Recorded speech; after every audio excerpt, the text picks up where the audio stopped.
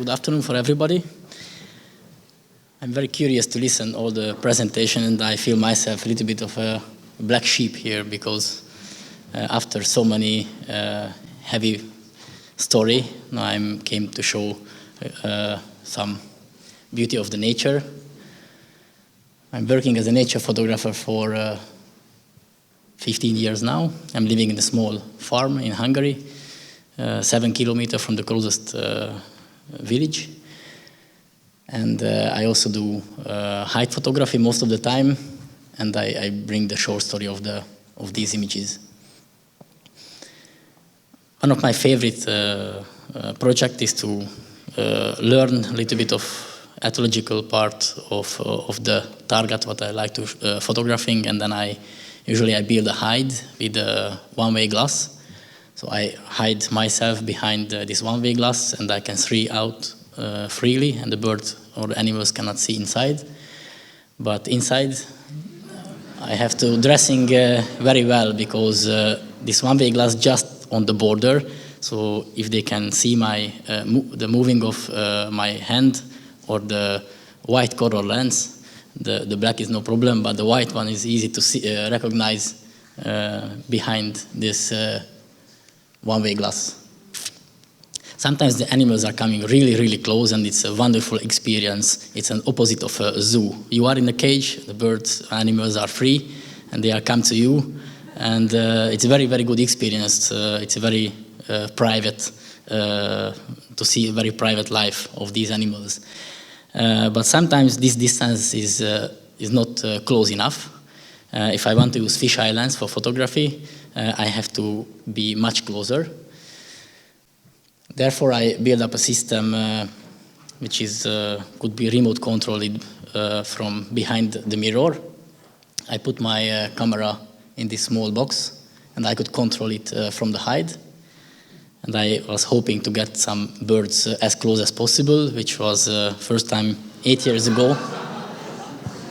They've been closer than half meter to the camera, and it was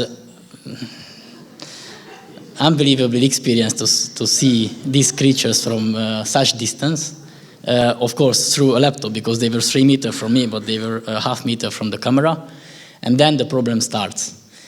As you can see, the aquarium gets very dirty within 2 minutes when they reach that distance. There are a lot of mud on this layer. So how to solve this problem? I put a plastic foil in front of the camera, and there was a roll of foil here, and with a small engine I can pull it, and when it gets dirty, I just remove it from the hide.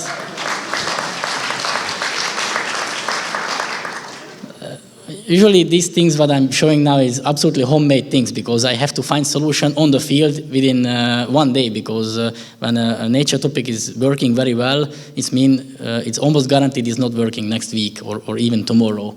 So usually, as you see, I build up these techniques in a couple of hours. Very basic but useful. After 2 years, I decided this is not good enough, so I start to cooperate with the university to find a hydrophobe layer on a glass, and it was, after a lot of trying, it was working really well and much better than moving the foil all the time. The next problem is the lens hood of the fisheye lens. This was just too big, and I couldn't put it close enough to the window. And because of this, you can see the black part of the aquarium. Because it's not a dome port, it's a flat port, and even if the lens hood touched the glass, it wasn't close enough. If I show the next clip, maybe you understand why I don't have a camera sponsor.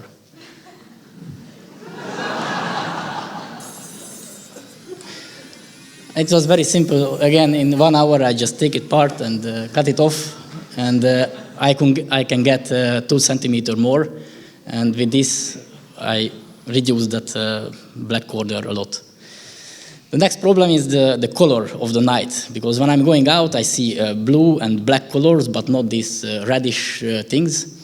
And with the digital technique, it's very easy to put the white balance to, for example, 3000 as like on this image, and I can get back a little bit better color on the sky, but the birds get blue, which is absolutely unreal.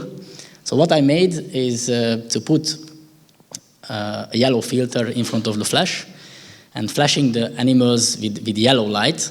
So everything gets yellow, even the birds and the background, but in this case, if I put the white balance back to 3000, I can get the right color on the birds and in the stars and in the background as well. And it's already a long story, but the biggest problem is just starting now, because if I want to take a sharp image about the stars, I have to put the focus to the infinitive.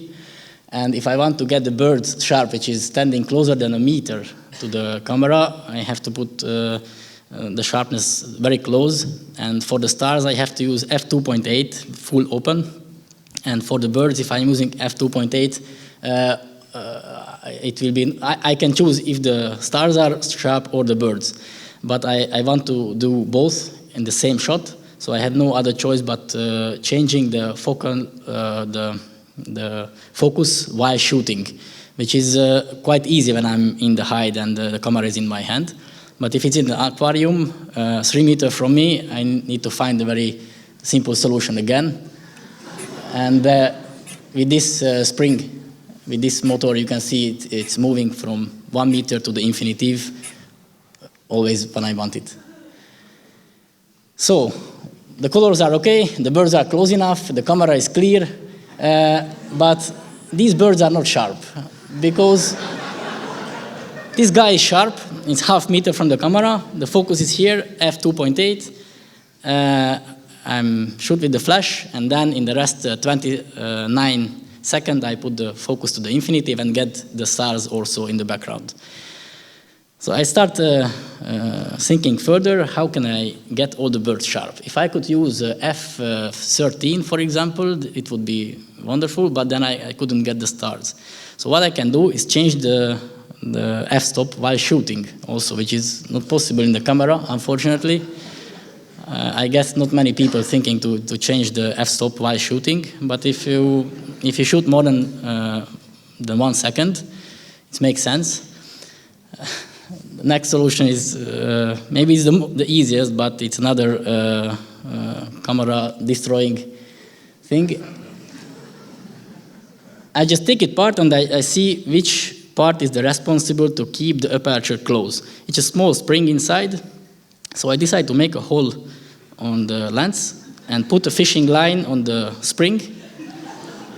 And if I put a fishing line on a spring and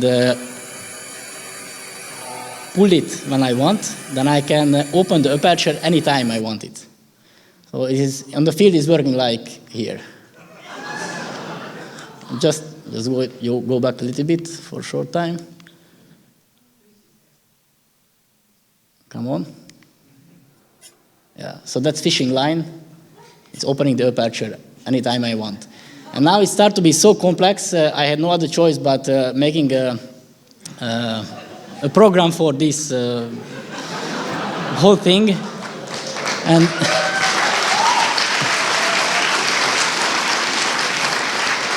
And I'm a kind of a manual person, so if a spring breaks or a camera breaks or lens breaks, I can fix it. But if the program breaks, many times it's freezing. I have to ask somebody who is more familiar with computers.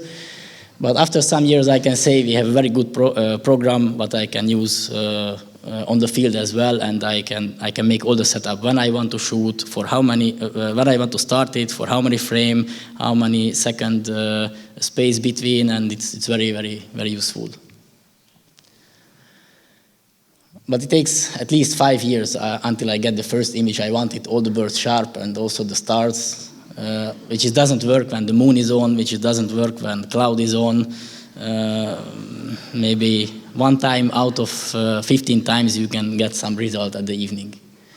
And then the best part is just coming now for me, because all the technical problems solved out, and the rest it depends on the nature. And the nature creates the composition, and the nature gives the point on the end of the sentence.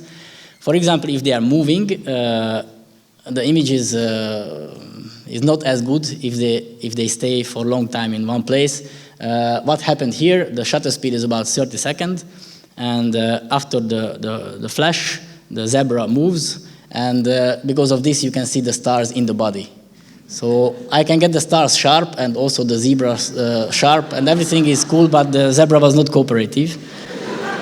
And I can say 99.9% of the time is true for all the images.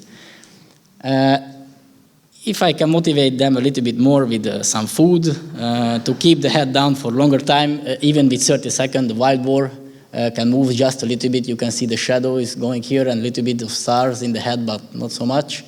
And sometimes, even without flash, it gives a feeling of a night, but people never can see because we have not such eye to keep the shutter speed for half minute. And after some lucky image in Hungary, I decided to continue sitting in Africa. And when photographers are traveling abroad, especially with so much technique, it's just a very, very risky project. So usually when I do a project like this, I also do my height photography on the rest of the day and make a setup for the evening. The plan here was to work with the drinking station, put a camera here, 2 flash, and actually 4 flash, was 1 here and 1 there as well, and put some rocks to motivate the animals to the other side of the drinking station, get a little bit more chance. And for 2 weeks, everything, too fast. For 2 weeks, everything was working. I took about 1,000 images a night or even more, and there were no a single mouse in front of the camera. But on the 3rd day, a little bit accident happened, and I don't really understand if somebody went by a car or what the heck can happen with the flash, which is completely broken, and in Africa, in the middle of nowhere, it's quite hard to fix. And after I download the images, I realized I had this strange visitor. First I thought it could be a big snake, but when I see more detail, I saw it's the trunk of the elephant. And I was really sad because I set up 4 flash, and I know I had no more chance to get, it's absolutely a special setup. So I start to work with, continuous with 3 flash only. But thanks for the I'm not a Facebook man, but sometimes I ask help on the internet, and it was very useful to upload the news. I'm in Africa, one of my flash broken, if anybody have advice what to do. And some of the guy wrote me back, if you can buy all the chili in the city, and you put chili around the camera, but you can see here in the red color, the trunk of the elephants are very sensitive, and as soon as they start smelling your camera, they will leave it alone because the chili is so strong.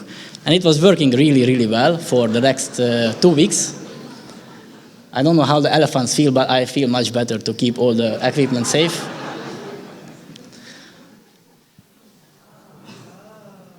And finally, after 3 weeks trying, I got some result, and I was so happy when you download 30,000 image, almost with nothing, and after an action comes through like this is always very, very exciting, and I was very, very satisfied. I spent 35 nights with this project, and even a hippo was there on the top of a hill 2 times, and 1 time a lion, and he was very cooperative. Only 1 time, but he was not moving for 20 seconds.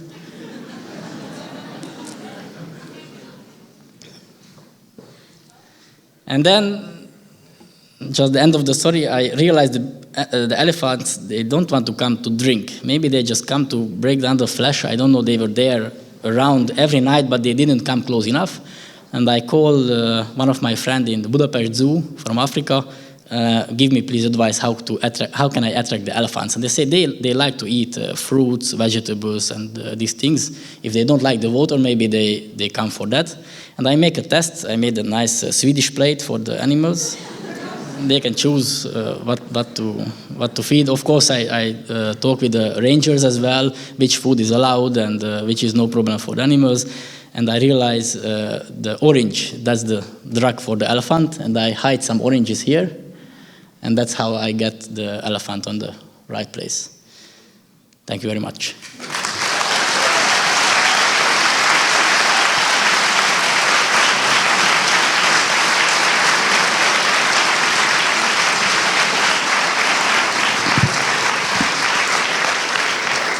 Thank you very much, Bence, for being here.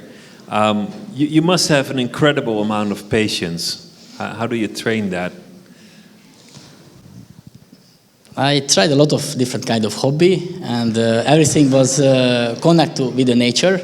And the photography is something where I can mix the ethological knowledge, physical working on the field, and photography as well. And it's very good to bring home something from the nature without destroying it. And that's my motivation, to be out for a long time, learning the behavior, always. It's hard to explain, but it's a very good feeling to be out and after show for other people and bring home something from there. And if some other people likes it, it's make my day. Well, thank you so much. You're welcome.